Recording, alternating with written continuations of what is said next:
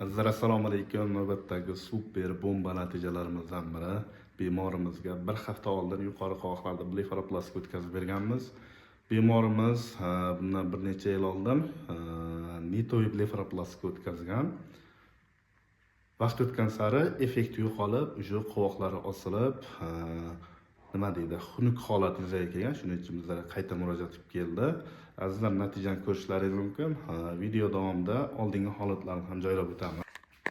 Xo'p, bemorimizda ikkala tomonda ham simmetrik skladkalar shakllantirib berdik. Ko'zni ochamiz. Shakllantirib berdik. Mana ko'rishingiz mumkin. Ikkala tomoni ham juda chiroyli bo'lgan. Undan tashqari ko'z tashqi burchaklari ham juda chiroyli ko'tarilgan. Xo'p, bu ko'zimizda ozgina qizarishlarimiz bor. Qizarishlarimiz hisobiga shishlarimiz bor. Xudo xohlasa, ular ketib, juda ham chiroyli natija bo'ladi. Eng muhimi, skladkalarimiz bir xil bo'lib shakllangan. Qanday, natija o'ziga yoqdimi? Juda ham yoqdi. Xursandmisiz? Hali bu shunchaki boshlang'ich natijamiz. Xudo xohlasa, ishlarimiz, atyoklarimiz ketib, bemorimizda haqiqiy ohu ko'zlar yuzaga keladi nasib bo'lsa.